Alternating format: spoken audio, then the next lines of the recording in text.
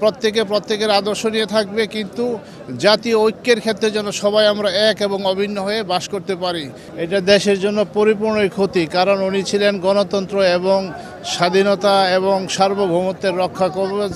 উনি কোনো দলের নয়, উনি সারা বাংলাদেশের সারা মানুষের। সুতরাং ওনাকে ধারণ করে আমাদের এই মুহূর্তে আগামী দিনের জন্য প্রস্তুতি নিতে হবে এবং আমাদেরকে গণতন্ত্র স্বাধীনতার, যেহেতু আমরা এই দেশের স্বাধীন দেশের মানুষ, সুতরাং আমাদের এই মুহূর্তে উচিত হলো বেগম খালেদা জিয়ার আদর্শকে ধারণ করা এবং সকলে দলমত নির্বিশেষে আমরা এক হয়ে বসবাস করা আগামী দিনগুলো, যাতে করে আমাদের মধ্যে বিভেদ সৃষ্টি না হয় এবং ওদের স্বপ্ন পূরণে পাশে থাকতে পেরে আমরা গর্বিত।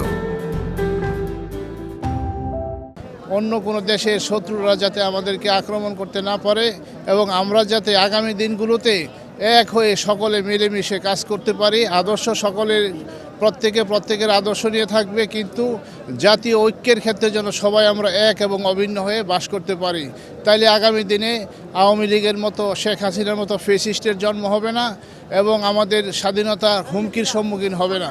সুতরাং আমরা মনে করি আজকে বেগম খালেদা জিয়ার সুখকে আমাদের ধারণ করতে হবে এবং এই সুখকে শক্তিতে পরিণত করতে হবে। ইনশাল্লাহ আগামী দিনে আমরা সকলে মিলে যখন এক হয়ে দেশকে গড়ে তুলব, তাহলে অবশ্যই খালেদা জিয়ার আদর্শ আমাদের মধ্যে ধারণ হবে ইনশাআল্লাহ।